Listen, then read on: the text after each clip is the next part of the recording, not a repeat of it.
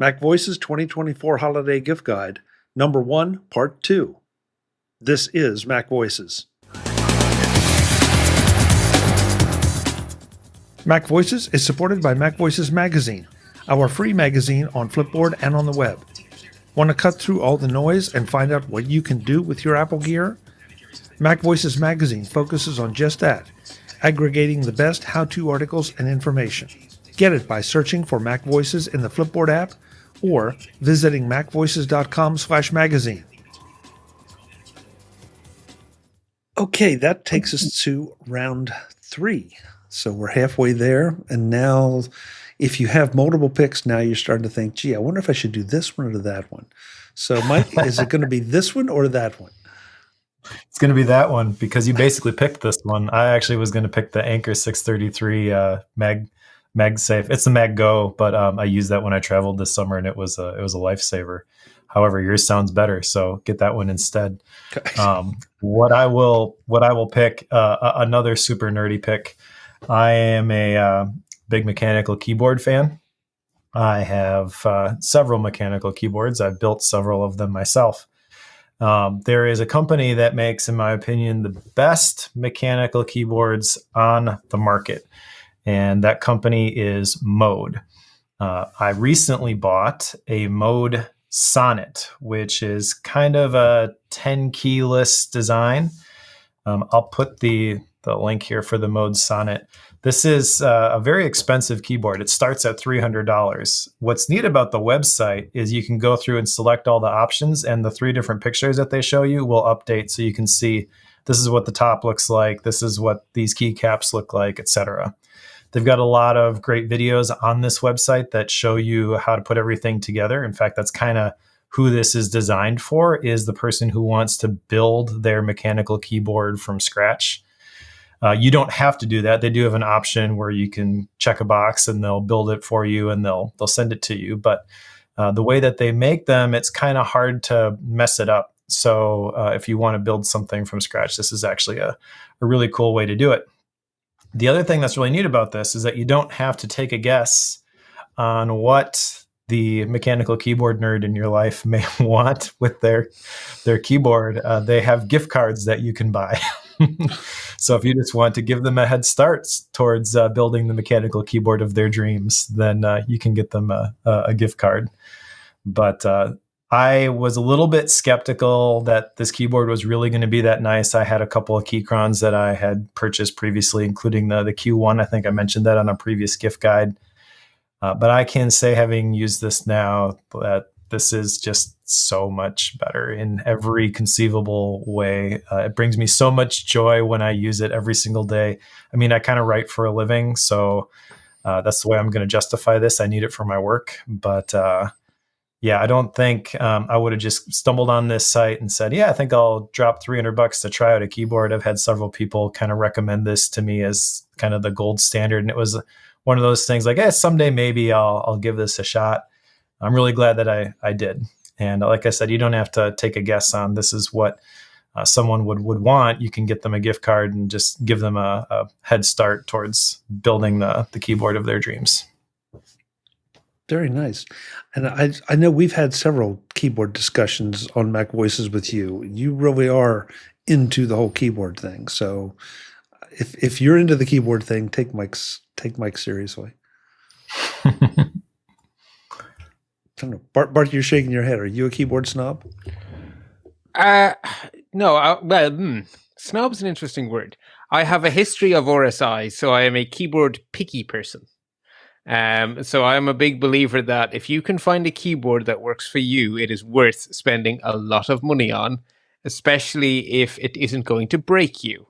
Now, I used to buy really weird-shaped ergonomic keyboards, and the weirdest thing happened is that I have discovered that the perfect keyboard for me is made by Apple, and it just looks like this. It's the extended version of their keyboard.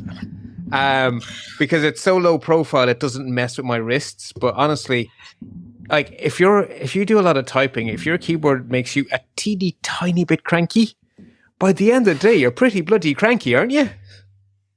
What's that worth? Good point. Good point. All right. Bart, what do you have for round 3? Oh, okay. So I'm going down in price as we go. So I've now locked €50 off my price, and we're now down at what are we down at? €147, which isn't too bad. Oh, actually no. Yeah, I've locked more than that up. Anyway, I do a lot of cooking, and it's my way of relaxing. It sounds weird, but I cook to relax, and so I spend my day doing IT, and I'm sitting in front of computers and screens and things. And when I'm down in the kitchen, I have a good podcast playing on the HomePods, and I am cooking something fun out of all natural ingredients. I like to turn ingredients into food. Nothing comes out of a jar in our house. And a big part of that is my recipe app, which is Paprika, and I have hundreds and hundreds of recipes, but I need to be able to see it while I cook. And so I have for a long time used my big iPad for that, because it lets me do a split screen with Paprika on one side and an app called Multi-Timer on the other that gives me as many timers as I want. But I need to have it somewhere in the kitchen. And I used to just have it on the stand, and I'd knock it over and I'd spill something and the stand would get all gooey at the bottom, and it wasn't perfect. But there is a company who I can't quite pronounce. It's spelled Kuxiu. So I'm going to say Kushu, maybe. But they make magnetic charging stands for every possible shape of iPad. And the one I bought has 3 foldable arms. And so I literally have it coming up from the back of the kitchen counter and sticking right up and hanging in the air above the spice rack. It is rock solid, has USB charging port plugged in. It has a big square magnet on the back, and the iPad just goes clunk. It is not moving.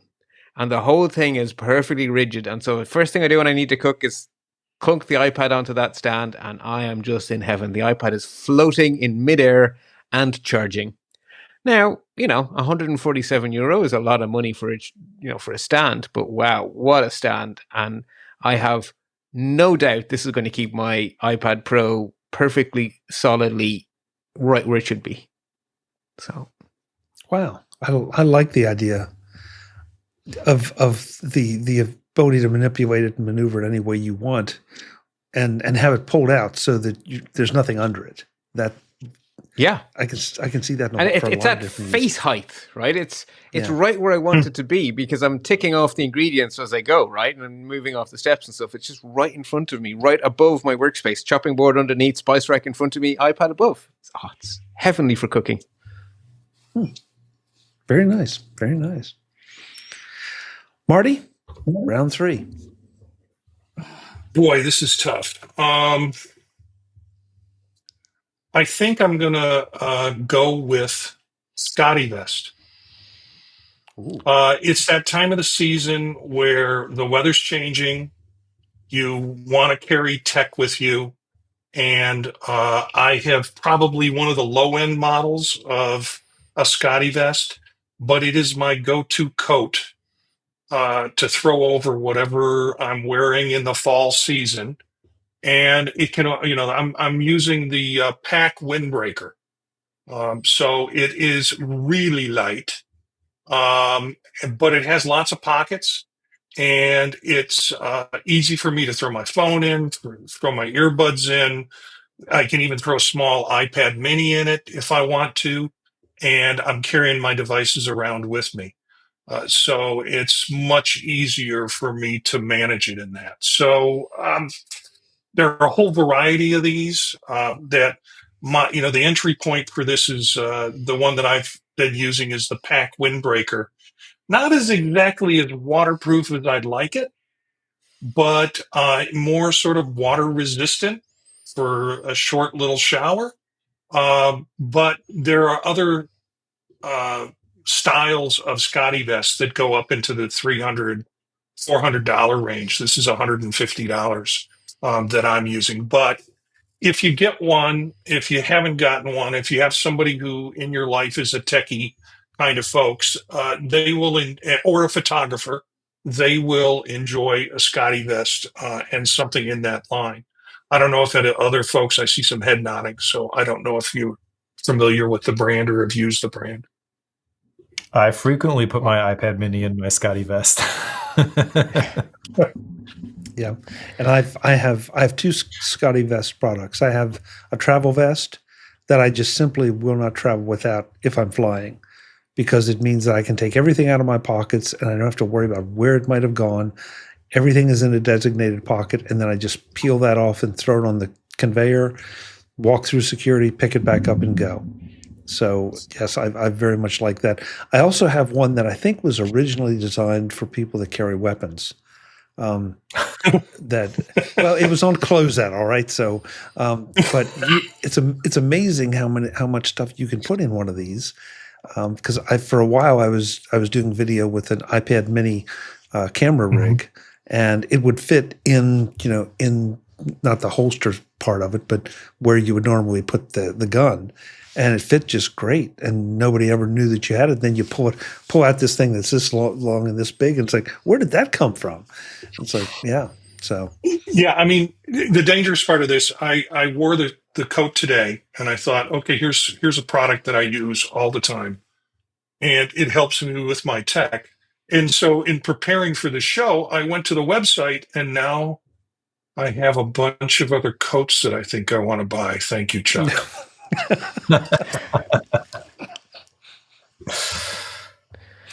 It depends on what size gun you have, Marty. No, never mind. Let's not get into that. Well, I'm going to go very domestic on my next pick, because this is something I didn't know these things existed. Maybe you all did. But I have recessed lights in my living room and bedroom, and there's nothing that's more annoying when one of these goes out, and you go to the hardware store, and they've changed the brands they carried, or they've changed, they don't have the right temperature to match the ones I already have. And so I found these from Sunco, and you can buy them in a 12-pack. They're a recessed LED floodlight. They're dimmable, and they have a little selectable switch so that you can choose what temperature you want them to be: 2,700, 3,000, or 53,000, or excuse me, 50,000. And that sounds kind of crazy, but it is so easy and nice to experiment now, instead of having to go and buy a bulb and think, gee, now is that a warm, or is that a white, or what is that? You just plug these things in and flip the switch.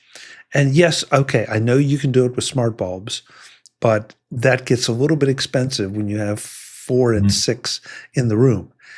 This I got a 12-pack for $37.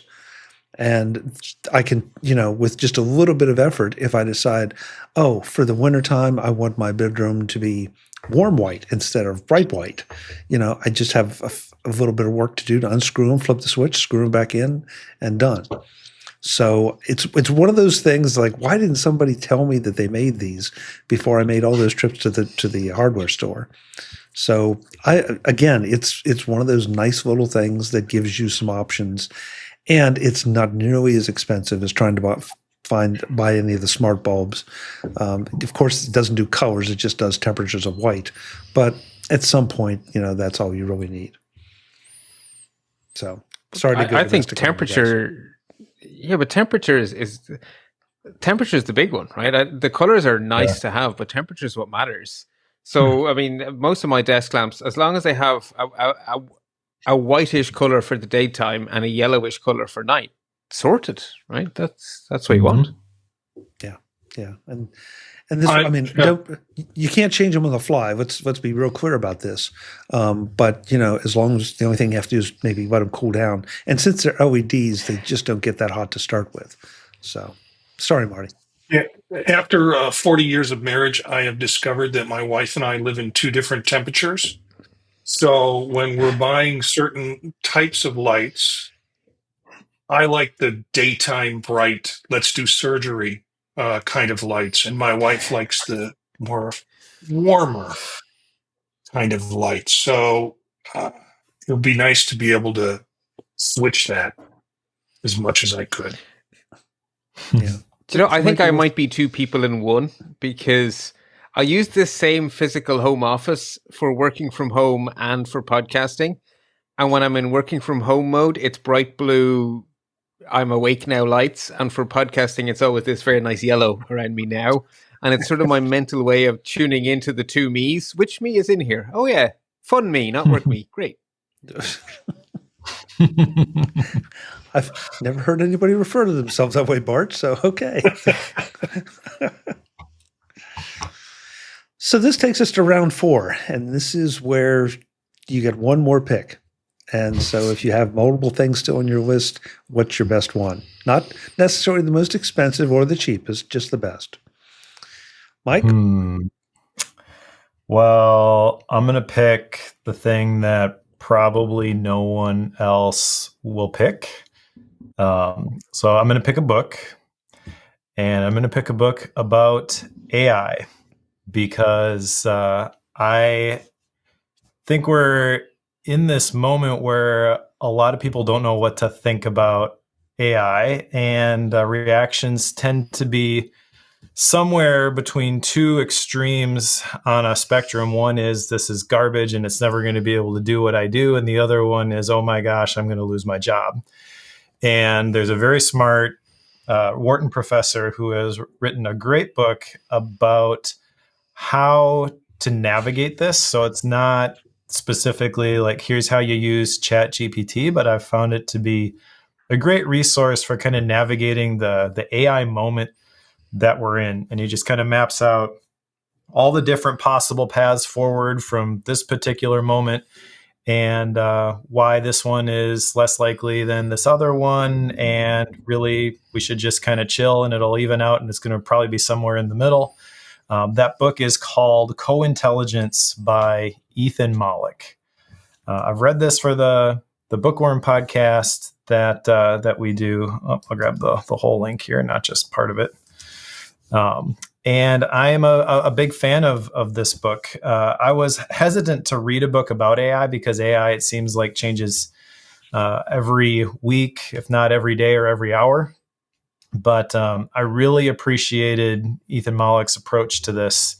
And I feel like there's a lot that we can glean from the stuff that he talks about in this book about how we can use AI, not because it's got some fancy new technical feature, but intentionally use it to augment some of our creativity and productivity workflows. And I feel like that perspective is important as the tools keep rapidly changing.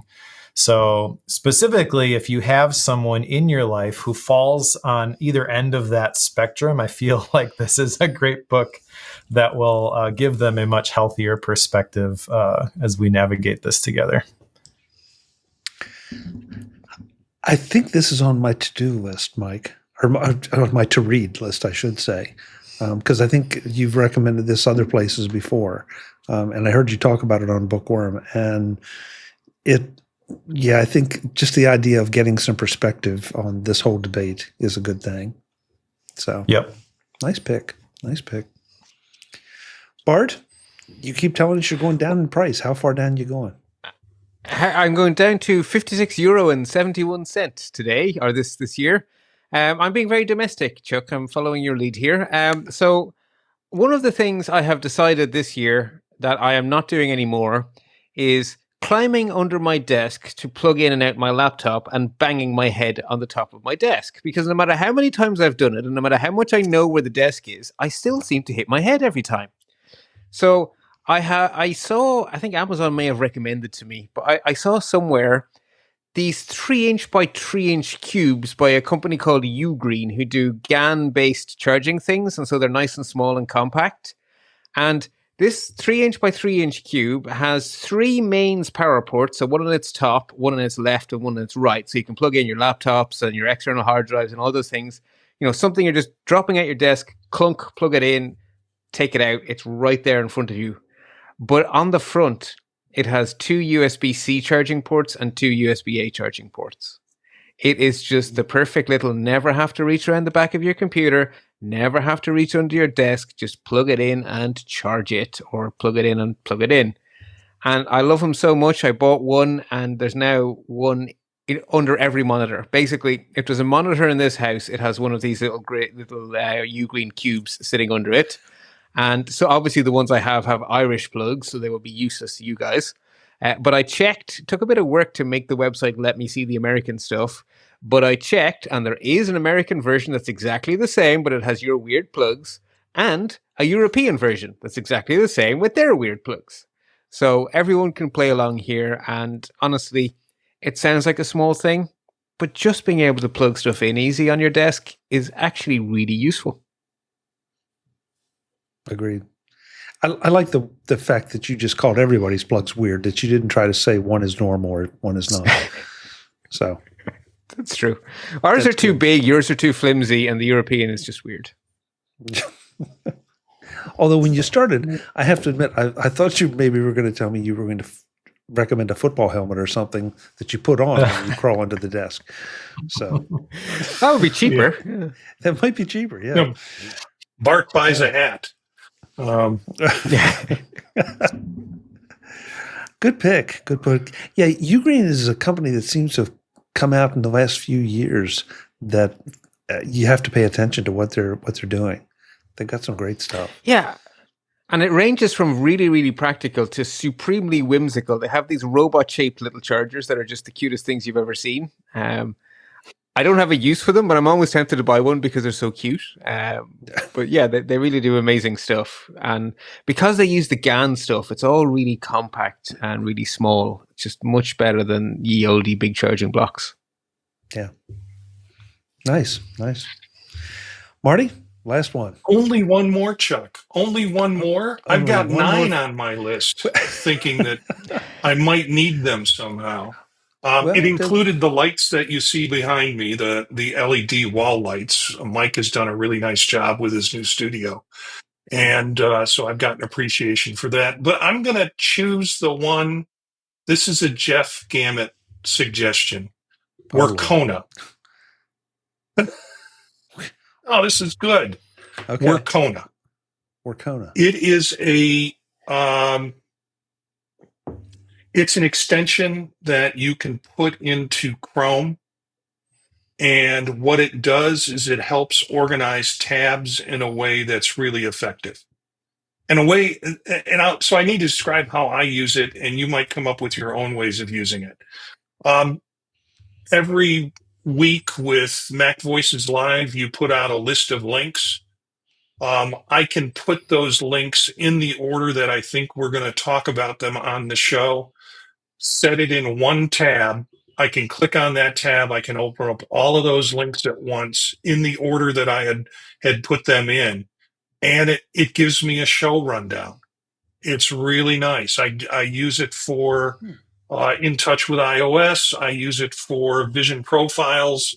I use it for any show that I am going to need to have a series of links that I'm going to talk about.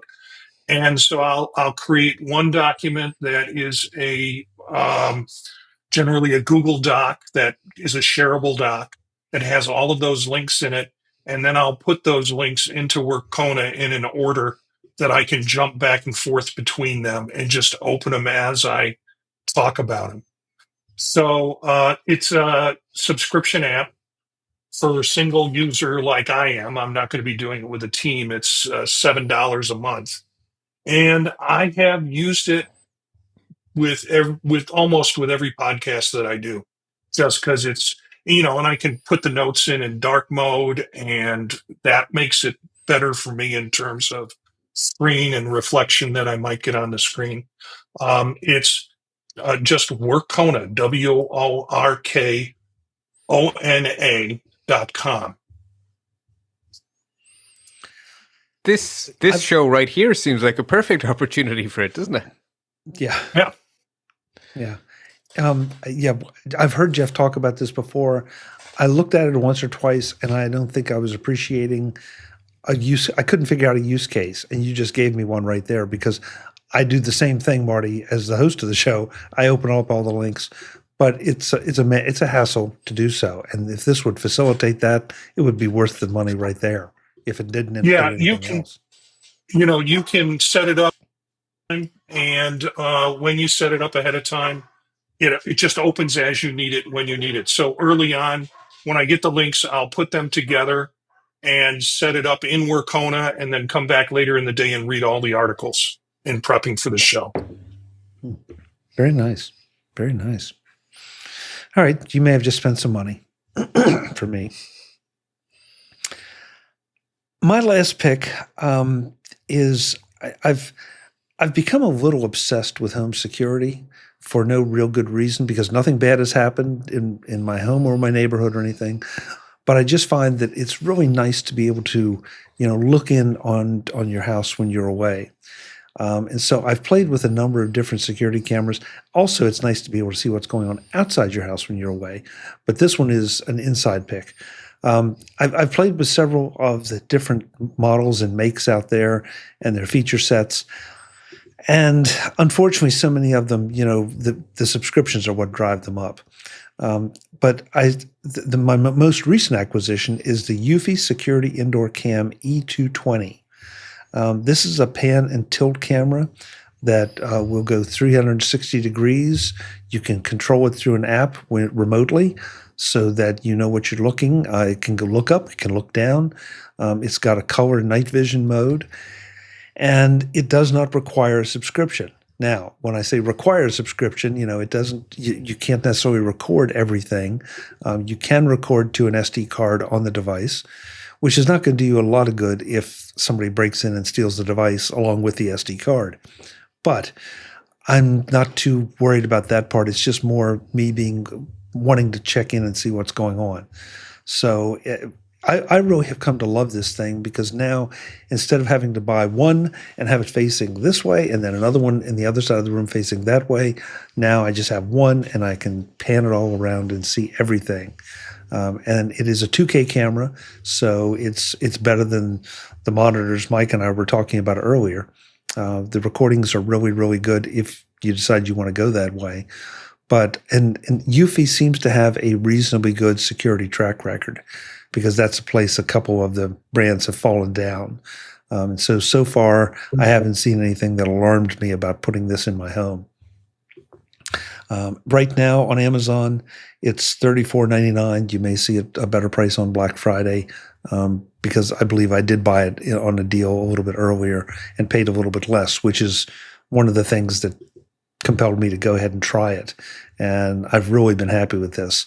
So I have an idea that some of my other cameras may be getting replaced with this, or different rooms will be gaining cameras because of this, which is not something I really need, but it's just one of those nice things. Now that we have these capabilities, why not take advantage of them for safety and security? Mm-hmm. Anybody else running security cameras? Yeah, I am. And my internet provider changed my router, and it gave me all sorts of problems with the dual band. So I wound up replacing all the security cameras with 5G setup with it, so I could not have to mess with the 2.4 dual band. It was a mess. Interesting. Bart, were you saying yes too? Well, no. Yes, in the future. Basically, I know I want them, and I've been sort of, what do I want to get? What do I not want to get? What brands do I trust? Will it do HomeKit? So I've been procrastinating for about a year, and I think maybe by this time next year I'll have finished procrastinating. But I will have a good look at that one you just recommended, Chuck. Might get me closer to not procrastinating. I've wrestled with the whole idea of HomeKit and all the thing, and right now it just seems such a mess that it's still not worked out, and I didn't want to continue to wait from a security standpoint. So I figured I'm going to invest in and I'm not going to go crazy with anything, which is why this was such a great little buy. That for that kind of price, if I do decide to get something different later down the road, when it all becomes a bit more uniform, I won't have wasted a lot of money, and I'd still be able to press this into service for something else. So I think I may be letting perfect be the enemy of the good, and I may just be sitting on the fence too long, because I keep on thinking give it another 3 months, Matter will be perfect, and no. Yeah, I know. We've done a number of shows on Matter, and it's like, this anytime now this is going to be fantastic, and it just hasn't happened. So, Guys, thank you. That was a lot of great picks. I know at least one or two, three or four that I may be partaking of. I want to make sure that folks know where they can find you when you're not here picking great gifts. So we'll just keep the same order. And Mike, you're up. All right. Well, the place to go to get all the Obsidian stuff is practicalpcam.com. I also host a couple of podcasts, bookworm.fm, and then the Focus podcast with David Sparks on the Relay Network. So that's relay.fm/focused. Great. Thanks so much, Mike. Happy holidays. Thanks for inviting me. This is great. It is always fun. It's always fun. Bart Busschots, thank you for being here as always. And I love the fact that you're in the first slot this year as opposed to the last slot. The scheduling got a little easier for us. Where can folks find you? The easiest place to find my two podcasts is lets-talk.ie, and the easiest place to find me is bartb.ie, which doesn't involve spelling my surname, which is why it's actually a useful domain name. And definitely want to wish everyone happy holidays. I don't know if it's been obvious I've been wearing my silly Santa t-shirt, so I'm going to try stand up and see if this works. All right. Oh. Now, Marty, sorry you didn't get his out. Yeah, I'm sorry I didn't get my Bigfoot Santa out. I am really happy to be here, Chuck. This is the first time for me, and I will learn from the masters who have been with this group before. But I do listen to this, and it always costs me a lot of money right before the holidays. I think last year I wound up buying a new camera that we both use now for our podcasting and vodcasting. You can find me at Jencius, Jencius, at bluesky.social. And you can also find the podcasts that I'm involved in. I'm a gracious guest with Chuck Joyner on Tuesday nights with MacVoices, and Thursday nights with Dave Ginsburg on In Touch with iOS. My podcast you can find at the podtalk.net website. The ones that I'm really focused on now are Vision Profiles, which is a weekly podcast I do with Eric Bolden about Vision Pro, and also a new one that I just started called The Old Mac Gang, or the OMGs. The guests, the panelists are all over the age of 65, ranging from 67 to 87. And they talk about issues that older Mac users might need to know about. So we're having some fun with that. Great personalities. I think that's great, Marty. That's serving probably an underserved market for tech. So nice job. I'll join you in 20 or 30 years. Yeah. Thanks a lot for laughing, guys. I appreciate that. Hey, Marty, I'll make an offer to you. If you can provide it to me and you want to, get your Bigfoot Santa sweater, and I'll make sure it's included in the show notes. My Bigfoot Santa sweater? I'm sorry, in the show notes? Didn't you say it was a Bigfoot Yeah, I have Santa? a Bigfoot Santa sweatshirt somewhere in a closet or in a box. Yeah, well, if you want to share a picture of it, I'll include it in the show notes. Oh, okay. All right. Well, I'll drag it out and try and get it to you soon. Okay. All right. Sounds good. That way we can visualize what you would have looked like in it. Folks, this is the first MacVoices Holiday Gift Guide. We will do a bunch more. A couple notes here on this. First of all, the show notes will have links to all the picks, and not just the companies, but the specific product picks. We also will publish a dedicated MacVoices Holiday Gift Guide for this year page on the MacVoices website, the new MacVoices website. And third, we also always flip these products into a Flipboard magazine for the gift guides for this year, so that turns it into a little more like an old style holiday catalog if you have the Flipboard app for iPhone or iPad. So you can just sit there and flip and see pictures as well as see the links to these. So it's a lot of different ways to get them, but by all means, go and check them out because they're all great picks. Until the next time, I'm Chuck Joyner. This is Mac Voices, back with more soon. Thanks for watching. Visit MacVoices.com for show notes and to connect with Chuck on social media. Get involved in our Facebook group or like our Facebook page, and get more out of your Apple tech with MacVoices Magazine, free on Flipboard and on the web. And if you find value in it all, consider supporting us through either our Patreon campaign at patreon.com/MacVoices, or by making a one-time donation via the PayPal link on our front page and in the show notes of each episode. You will join these fine people who help bring you Mac Voices.